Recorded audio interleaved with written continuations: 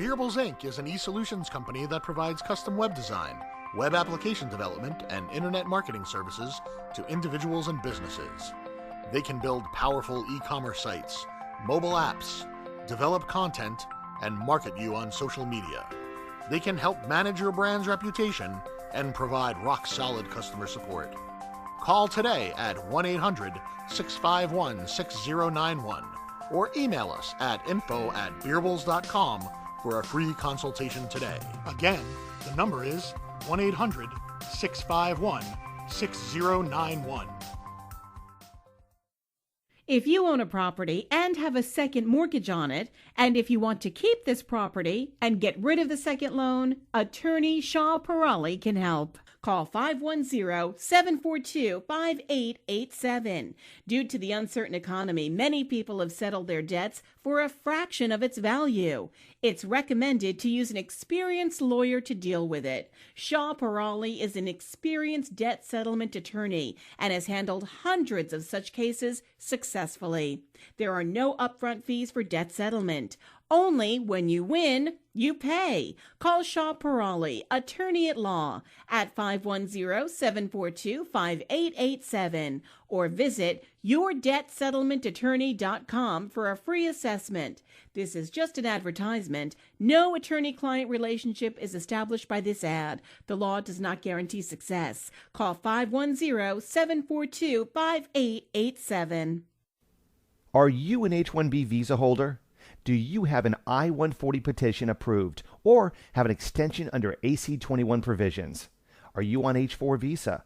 If yes, we've got amazing news for you.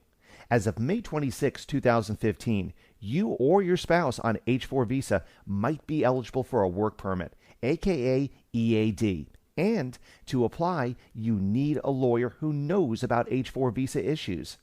Lawyer Shah Peerally has been at the forefront of this fight for H-4 rights and has actually helped make this dream a reality. Now, his firm is ready to help you or your spouse get their EADs.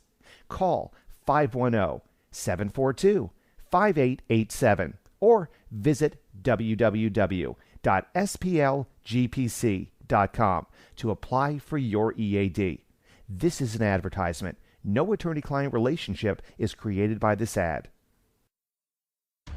And now, from the San Francisco Bay Area studios, KLOK proudly presents to you the prominent attorney Shah Peerally for the Shah Peerally Law Show, coming at you with over 50,000 watts of power. The Shah Peerally Law Show, where all your views matter.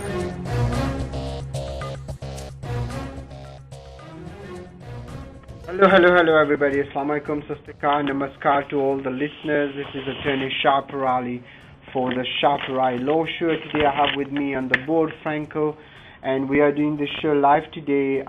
Today is May 2nd. We changed the month. Time is flying by. And if you're listening to this show on Thursday, it's a recorded show. So on Thursday we will not be live. So please take notice. And if you have any questions, feel free to call our office, 510-742-5887. So ladies and gentlemen, today whatever I'm going to tell you again is for educational purposes only. You should not act or refrain to act solely on the information provided. You should contact an attorney if you have any questions. The number to call is 408-912-5565. That's the number to the studio. The number to our office is 510-742-5887. 510-742-5887. And our website short is attorneyonair.com. It will bring you to Peerally Law, but it's attorneyonair.com or type peerallylaw.com. So today, ladies and gentlemen, I'm going to talk about a few things. For one, for the students, there is something that is happening right now. The 30-day rule on the OPT is getting a lot of people denied on their OPTs. What happens is that whenever your DSO, after you complete your course, your DSO recommends to file for your OPT, you should go ahead and file it within 30 days after the recommendation. Not 30 days after issuing of the I-24 OPT, but 30 days as from the date you're filing for your as soon as he recommends it, we recommend you to go ahead and start filing, talk to the DSO, and if in case there's any kind of problem, you still have some time, because as you know, you can file basically 90 days before, etc. So make sure you file it on time, don't miss that. They're very strict on that right now. And we are also seeing a lot of denials based on very, very small reasons. For example, someone entered the United States with one school and they transferred to another school. Even though they accepted the transfer, they transferred the F1, the service, they're still denying, they're using that as a reason to deny OPTs. And also we are seeing a lot of denials based on the fact that there are not a lot, but few denials where the DSO, the designated school official, has actually been has not really done their how to put it, they have not really reported the case well to the service. So all those small mistakes can actually cost you. And if you have any questions, by the way, you don't have, because I'm talking about student visa, doesn't mean that you cannot ask any questions on H1Bs, I-140, AC-21, adjustment of status, family petition, you name it. Please feel free to call the studio. The lines are open, 408-912-5565. The line 408-912-5565. I know on Mondays a lot of people are a little bit busy around this time, so but we're going to cover different topics today, since it gives me a chance to kind of cover topics which a lot of people write to me about. So about the student visas, we have put now on our website, if you see that, a page specifically for students who are here and who wants to know about the law, because one thing we have noticed is that there's a lot of information there on student visas, most of them coming from schools, but many of them also come from the State Department or even from the USCIS. But what happened after the UNNJ situation, you cannot really, you have to filter all that information, because some of them are even contradicting. So you need to be very careful, because unfortunately neither the DSO nor the USCIS or even the government are supposed to give you legal advice. You have to have your own attorney independent looking at your case if things are getting difficult, or if you're not sure the school is compliant. Excuse me.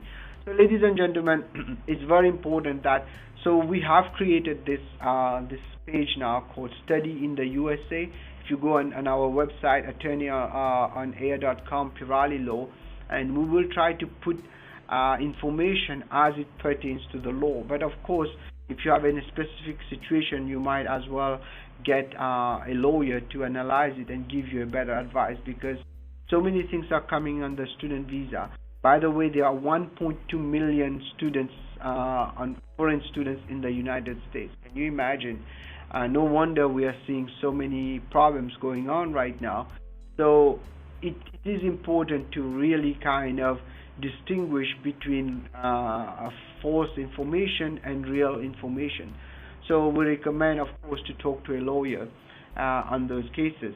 And also, one thing we are seeing a lot of people is that they're confused really where to go when it comes to being a student in the US. Well, one thing is that most of the students are actually doing good research on the school they're picking, but unfortunately, again, UNNJ teaches a lesson that just because a school is service approved and the government is issuing F1 doesn't mean it's a good school, which is kind of counterintuitive. It doesn't even make sense. So basically it's saying like you cannot trust the government, bottom line. Well, you can never trust the government anyway, just to say that. But the truth is that we live in the United States where there's a checks and balances. That's why you have an independent judiciary.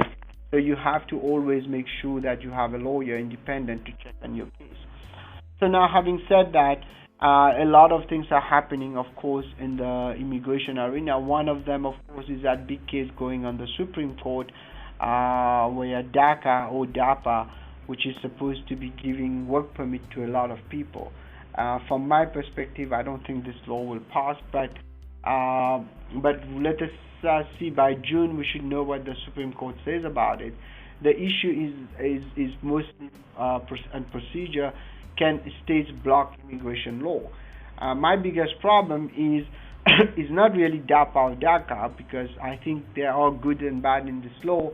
What I'm worried about is can states come back and say we don't want to obey federal laws? If that's the case, then you will see people who have an H1B, for example, working in a state. The states might put a law saying we don't want H1Bs there.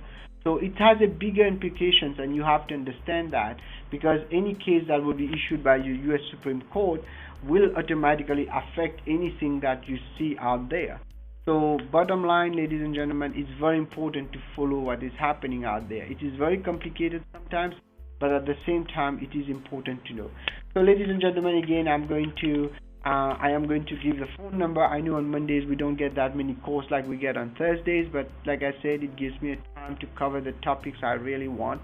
The number to the studio today is 408-912-5565. 408-912-5565. And we can take any questions when it comes to immigration or even debt settlement. So coming back to what's happening on the news, we are seeing a lot of also H1B news. I think by next week, if you are not picked up on the lottery, that means you didn't make it to the cap, unfortunately. I'm proud to say that we got more than 40 to 45% of our applications that we filed in. I know one company which got it all too.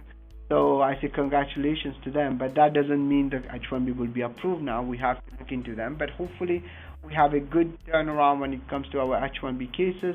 We are hoping these companies will actually get approval. So now, if you don't get into the H1B, then what do you do next? I spoke about that a couple of times. That people keep asking me, what do I do? Do I continue going to school? Do I move to some kind of other visas?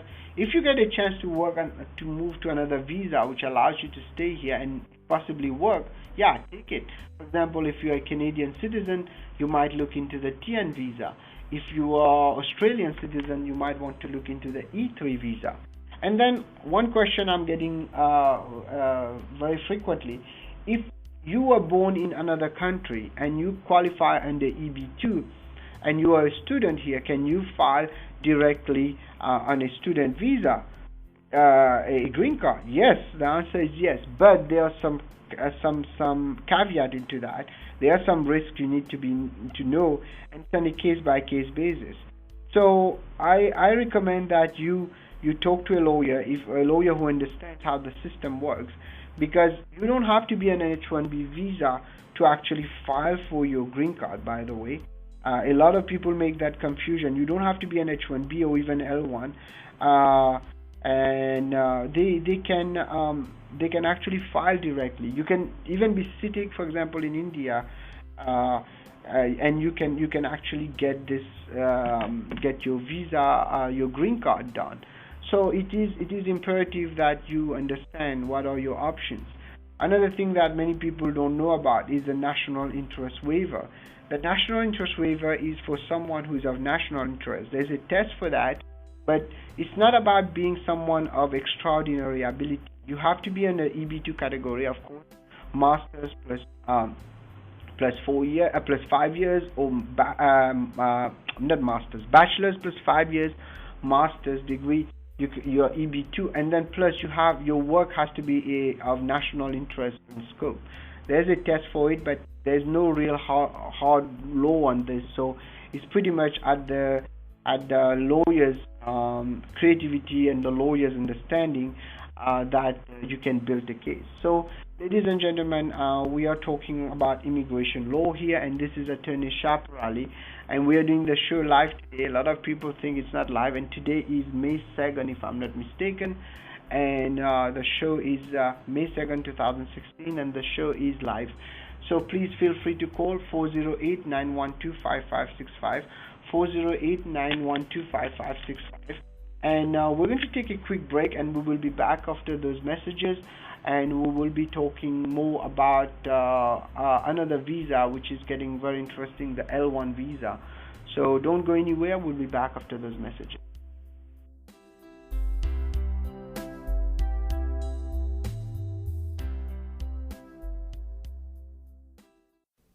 Are you an H-1B visa holder?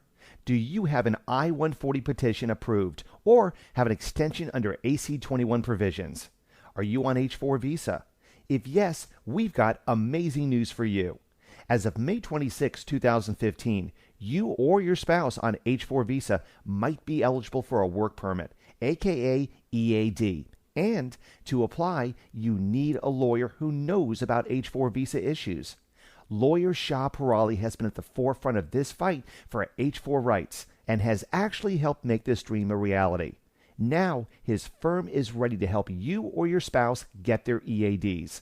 Call 510-742-5887 or visit www.splgpc.com to apply for your EAD. This is an advertisement. No attorney-client relationship is created by this ad.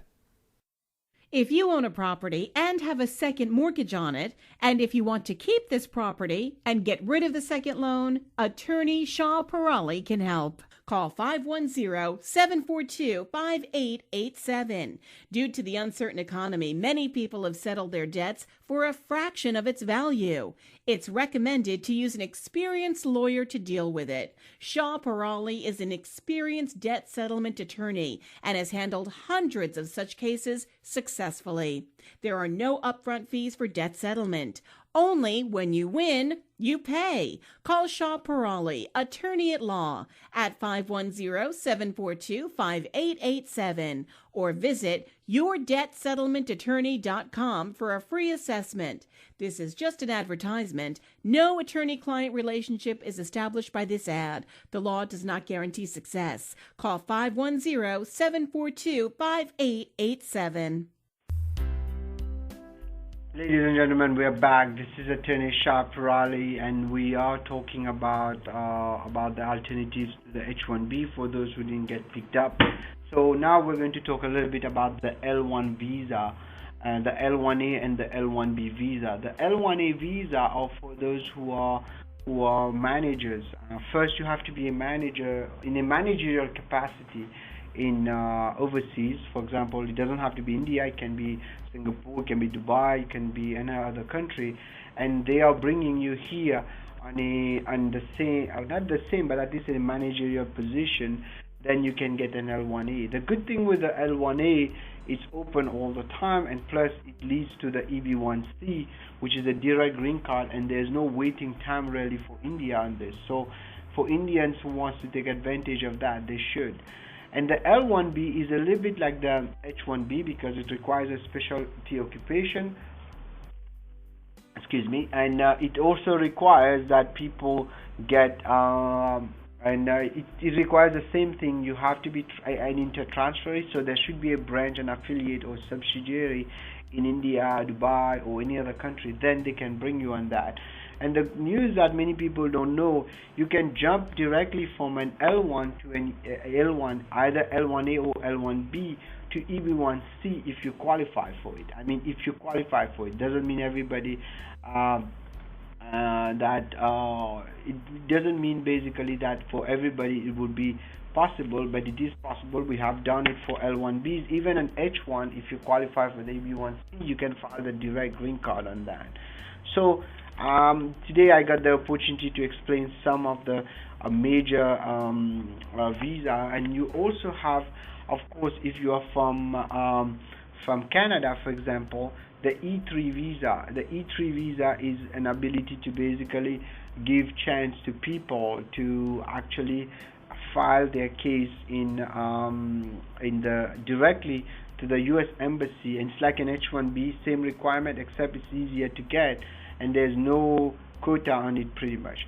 And then there's also some H1Bs that don't have quota. For example, citizens from Singapore and Chile, the quota is never met, so it's open all the time. And also for H1B cap for some non-profit and some other organizations. So you should look into all this and don't really just give up. So another thing that a lot of people now are getting worried about, that they are working on either OPT or CPT, what will happen? Well, those who are working on CPT, I should be very careful, because abusing CPT can be very, very dangerous, and it can end up by creating more problems in the future for you than helping you. But if in case everything is, you are basically compliant and the school is good, you should be okay. But just try to avoid it as much as possible. Now, for those who for H4, those who are in H4 and has the ability to file for the EAD, take advantage of that, because the EAD gives you a lot more possibility. Let me take a caller. This is Shah Peerally. You're live on air. Hi, yes, my name is Jennifer. I have a question. I'm the victim of the UNJ case. I'm the student of that, and I'm wondering how late is the time to file asylum? Well, asylum, you technically, when you maintain status, you have 6 months kind of to file it, but never. 6 months. Yeah, 6 months after you maintain status. This is an exception, but usually asylum you have to file from as soon as you enter, from 1 year. But if in case you maintain status and there are change of country conditions and things like that, you are eligible. If you are not eligible for asylum, you're also eligible. You might be eligible for withholding and things like that. So yeah, there are options, but if you file it within 6 months from falling out of status, it might be accepted. Okay, but why 6 months? I mean, the 6 months for the court, right? The court, they... No. That's different. If you're in court, you can file it in court, but there is a rule which is a 1 year bar. Basically, you are supposed to file asylum as soon as you enter the United States within 1 year. However, there are exceptions to that. One of them is change of country conditions, something happening in the country. Then change of your own conditions, that means something happening to you. And the third one is that you maintain status. So for example, if you maintain status on a student visa, and then after that you are scared to go back, you basically, it's not really 6 months, but you have to file it within a reasonable time. That's what they call it. So you need to file it as soon as possible once you fall out of status. And if you are from UNNJ, so you basically from April 25, file it before April, not 25, April 5. Okay? So have to at the time it's within 6 months have to file the start of the. Yeah, but you don't want to wait the 6 months, because more you wait, more your chances are lower. Okay? Okay? Oh, okay, 6 months, right? Okay. Okay, but don't wait the 6 months. Okay. Thank you so much. The first 6 months. Yeah, the first month you have to do. After I receive the notice to be appeared, so within 6 months I have to file. No. If you have this, then once you get the notice to appear, you will appear in front of a judge, and it's not good to discuss your case on the radio, but they haven't. But you in front of a judge is a different kind of asylum. It's called a defensive asylum. So then when you plead, your lawyer will ask for that time, and the judge will ask you to file there. But if you don't go in front of a judge, you should file quickly as soon as possible. Okay? As soon as possible, but no deadline, right? Yeah, there is a deadline, because once you pass more than 6 months, you're going to have problems. They're not going to be there. It's very complicated when it comes to asylum. There are rules of reasonable time. There are rules when it comes to timing. There are rules why you're filing it now. So it's a case by case basis. So you need to talk to the lawyer and find out as soon as possible. If you are eligible for asylum, you should file it right away. Okay? Just like my lawyer didn't mention any the deadlines. I said I have to do it fast. But there's a deadline, because once you pass 6 months, then it will look out of the range, and it doesn't look good. You can still win it. You have to explain, but it's not. It becomes more difficult. Okay, so your phone represents you phone through the asylum case. No, it depends on the case. Give me a call at the office, and then we'll talk. I think I spoke to you before, but give me a call and I'll talk to you. Give me a call at the office, and I'll call you back, or email me. I'll call you back in the afternoon. Okay? Okay. Okay. Good luck to Thank you. you. Thank you. Okay. Bye-bye. Thank you. Bye-bye. Bye. So this is the situation. This is a very good question we got today when it comes to asylum. There are exceptions to the 1-year bar rule to asylum. One of them, of course, is the exception of the rule of maintaining status, and also the exception of change of country conditions and change of, for example, let's say you were in United States. Everything is perfect. You're on a visitor visa. Suddenly there's a war declared in your country and your life is in danger. And you've been here for a while, but you have passed 1 year. You can still file because based on the country condition has changed. A bit like it happened in Syria. A lot of people from Syria were here for a while, and some of them were out of status. But then when this war happened in 2011, things got bad. They might be eligible. And again, when you say we might be eligible, doesn't mean you have an automatic asylum. Each case is different, so you need to find out what really makes you fearful to go back to your home country. Asylum is very complicated, with even though people think it's very easy, it's not. Because you don't want to lie on an asylum or make a false thing on the asylum. Under the Real ID Act, a frivolous asylum can really cost you. So people should always be careful when they file for asylum. So, ladies and gentlemen, we just kind of took a little bit side and we talk a little bit about UNNJ and asylum here. But let's go back on our options for work permit and visas if you don't get selected in the H1B. So the H1B has become the most praised visa. Actually, it has been for a while, but now more and more, because there's a shortage. There is only 65,000 plus 20,000, 85,000 total for a number of applications of almost 250,000. So you can imagine it's like a ratio of 8 to 3, like 30% only of people will get in, unfortunately. And this is where a lot of people always get irritated. At the same time, they don't know what to do next. And this is the options I was talking about. So we talk about the L1. Now let us talk a little bit about the O1 visa. The O1 visa is a visa that is granted to people of outstanding capacity. But the truth is that if you have an O1, there's a big chance you qualify for something better, which is the EB1A, people of extraordinary ability. So it's always good to look into both when you're looking at the O1 visa, because the EB1A is a direct green card, and you don't have to really have even an employer to do that. While the O1, you need to have that. And of course, there's the O2, etc., etc. Then, if you are someone who has, for example, a situation where you are someone of not only extraordinary ability, but you're getting an offer as a scientist or a researcher, things like that, you might be eligible for EB1B, which is also a green card. And I'm proud to say that we just finalized an EB1B last week, and I'm very proud they all got their green card. So it went very fast, actually, in this case. The I-140 was approved within a couple of weeks, and the green card was approved within a couple of months. So it was a good case, and no RFEs, nothing. We got it approved. It was not an easy case, but we pretty much covered all the angles so that there was no RFE, and we're proud of that too. So, ladies and gentlemen, if you have any questions when it comes to immigration, you can check our website or call us. Today the lines are 408-912-5565, 408-912-5565, and I will be taking some more callers in a few minutes, but let me continue a little bit on our options to the H1B.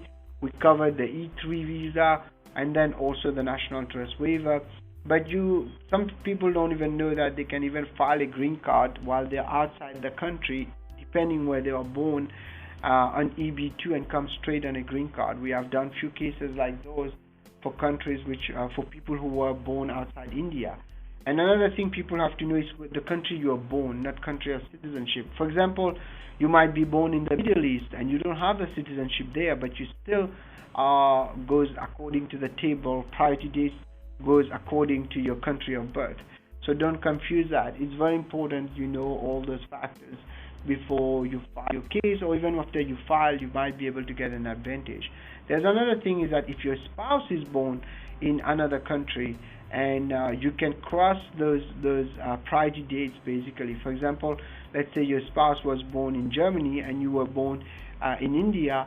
You can use your spouse, even though the case is on you, the I-140 is based on you, you can still use the spouse country of birth to cross the case and get an I-45 file for you. So you need to know all this, and if you need help, of course, you can call us at 510-742-5887. And also, if you have any questions when it comes to your immigration case, feel free to call. Right now, our lines are still open. I think we are having some issues. I'm dropping some lines, but 408-912-5565. And of course, if you're listening to this show on Thursday, please note that this show is recorded, and you will not be able to call live. So you can call our office 510-742-5887. By the way, our office will be closed on Thursday and Friday this week for a retreat, and hopefully we'll be back on Monday.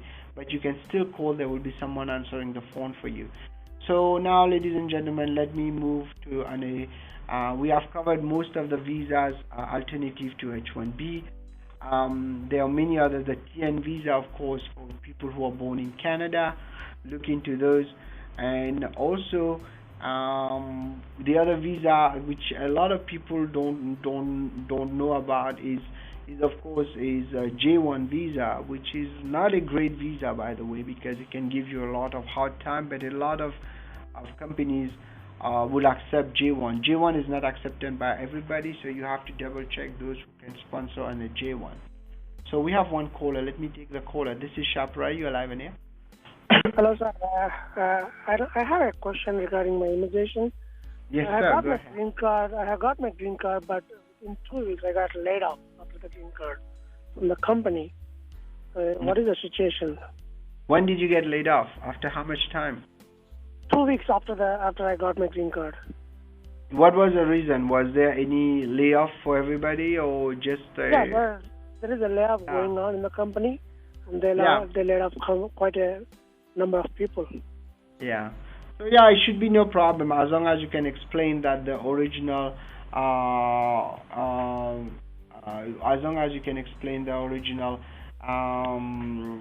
that original job offer was genuine, and at that time you probably waited a long time to get your green card, right? You're from India, right?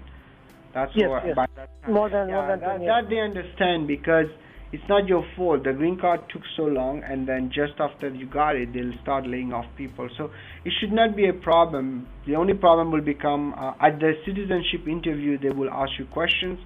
So I recommend, if you're not feeling comfortable, to take a lawyer with you at the citizenship interview. But you don't really have to worry right now. Okay? Okay. Yeah. Thank you. When there's a layoff, it was genuine job offer. You don't have to worry. Okay? Let me take another caller. This is Shah Peerally. You're live in here. Hello. Yes, this is Shah. Hi, I have a quick question. This is regarding a change of status.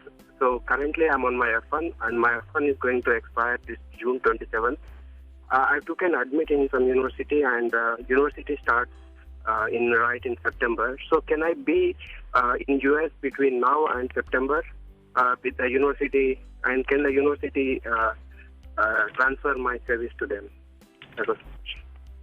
I didn't get your question. Can you repeat it? I didn't hear you properly. Okay. So my question is, currently I'm on my F1, and my F1 is expiring on June 27th this year. I'm planning to take an admit in other university in fall. So I wanted to know, can I stay in US between now and September? So you right now your course is finishing, right? So you're taking my OPT is finishing in on June 27th. June 27. So you have 60 days to shift. 60 days means July, August. It's close to September. Yeah, you might be able to do that because you have a grace period of 60 days to file it, and you can file it 30 days before. So you might be able to do that, but check with your DSO to make sure that they do it on time. Okay? Okay. Yeah. Thank you. Thank you so much. You're welcome. So yeah, if my math is right, so 60 days for 30 days. Yeah, you should be able to do that. So ladies and gentlemen, yeah, I know we are getting now all the calls are coming now. So if you have any questions, feel free to call. I will be taking the course for the next 10 more minutes, and then Amit will join us in to talk a little bit about real estate. But before I move to that, I was discussing about the options for people who didn't make it to the lottery. So give us a call because there might be other options. For example, one thing people don't know is the U visa. If you are a victim of any crime, you might be able to get a visa on that, and then ultimately a green card. So the U visa applies for people who are victims of certain crimes. Check on our website, you will know more about U visa. I think I have one more caller, or did I lose the caller? This is Shah Peerally, live on air. Hello? Okay, sorry for that. So ladies and gentlemen, now let us shift gear. Let's talk about a different area now, which is the debt settlement. One of the things we have been offering people now for almost 6 years is how to settle their debts without having to file for bankruptcy. And right now things are going fast really on us. It seems the economy is jumping up and down, and we are seeing people starting to really kind of having issues with their finances. And one of the things that we can do for them, we can get rid of those debts without them having to even go through a bankruptcy. And that's one thing that we have done successfully in many cases. And we would like you to call us if you need help. And the website to check is yourdebtsettlementattorney.com. We have been able to settle debts like for example credit card debts, second mortgages. Not every second mortgages right now is kind of hard because the prices in the Bay Area are going up, but in some places in California where prices are starting to go down, we can still have them.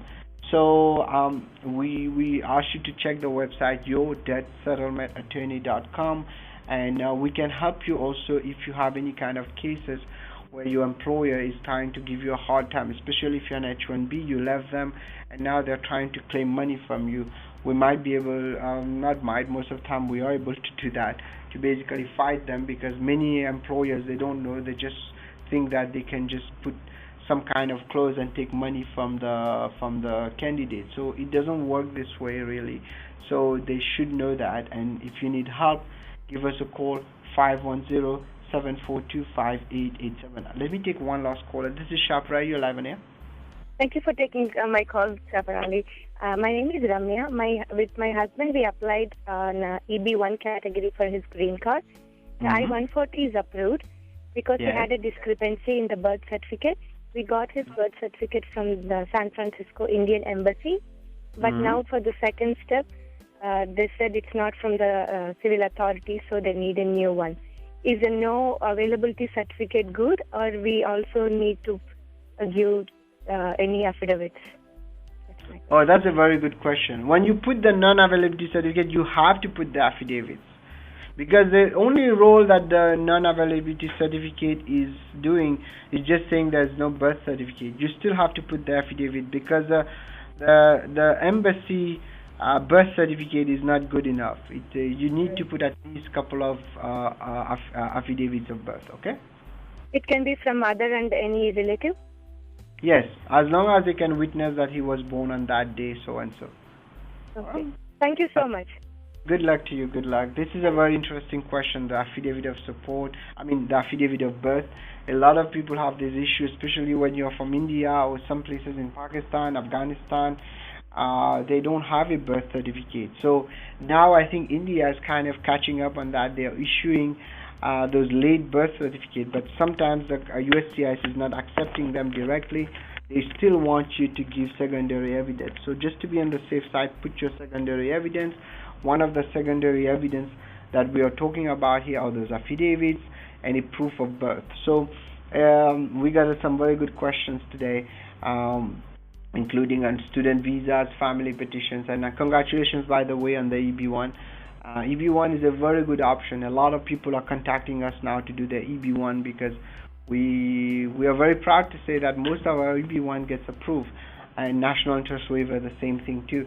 So recently I've been getting a lot of calls, mostly from people from Europe, from the Middle East, where they do qualify for national interest waiver and EB1. They never heard of it. Now they want to go for it. So if you need help on that, please give us a call, 510-742-5887. But before I took the caller, I was talking a little bit about debt settlement, because this is something that a lot of people are suffering right now. People don't even know. In the Bay Area, people think everybody is doing well, but few people are doing well, but others are still losing their job, getting laid off, and some of them are finding themselves living off credit cards for a while, and now they don't have money to pay those credit cards, and they don't want to file bankruptcy, or they don't qualify for bankruptcy. We can negotiate those cards for you and make a deal. And what we do is not a debt consolidation, by the way. It's not like we're going to negotiate, give you a payment plan. No, it's a one-time deal. You pay them, you get out of it. It doesn't really protect your credit, but it doesn't hurt your credit worse, because if you're not paying them already, your credit is already messed up. So we give you a chance to clean it, and for future you can move forward. And a lot of people also contacting us because they had debts which were sitting there, and now they want to buy a house or something, and they cannot get rid of those debts until they pay them, and they don't want to pay the full amount. So they can contact us, and we will be glad to help them on those. And the number to call is 510-742-5887, and the website is yourdebtsettlementattorney.com, yourdebtsettlementattorney.com. I think we have another caller. This is Shah Peerally. You're live in here. Hello. Okay, I'm sorry. I think, I don't know if it is me or that I'm dropping the calls, but let me continue then, Franco. So just to let you know, ladies and gentlemen, if you're listening to this show on Thursday, it's a recorded show.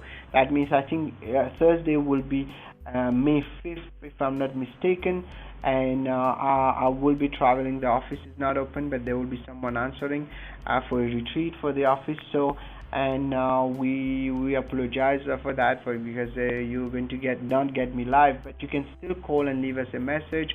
We'll be glad to return your call as soon as we get back on Monday. So I think Amit is there now, and Amit, are you there? Hey Shah, yes, I'm here. Okay. So Amit, before I let you take over, I just wanted to say thank you to all the listeners, and I think there will be Mother's Day coming soon, so happy Mother's Day. It should be Mother's Day, by the way, every day. And just to let everybody know that anything I'm telling you today is for educational purposes only. You should not act or refrain to act solely on the information provided. You should contact an attorney if you have any questions. So Amit, I'll let you go ahead and explain real estate and Hindi and Punjabi. Thank you, Amit, for being there. And on Thursday, like I said, if you're listening on Thursday, it's a recorded show. We will be not live on Thursday. Good luck to you, ladies and gentlemen. We'll be back live on Monday from noon to 1. Thank you. Bye-bye. Thank you, Shah, and Sat Sri Akal, Adab, Namaste to all the listeners. Hope you guys are having a good Monday afternoon. And yes, this is your Bay Area Realtor, Amit Gambhir, giving you some little bit of the tips and updates on, real estate, and I'll apna debt settlement the bare which we. First, let me give you my details if you are looking to have me help you, on the real estate side, whatever you're looking to do. Number is 510-299-9361. मेरी website है gambhiramit.com. is GAMBHIR Amit AMIT.com. मेरा office है, it's in Fremont, and we are here to help you out in anything that you're looking to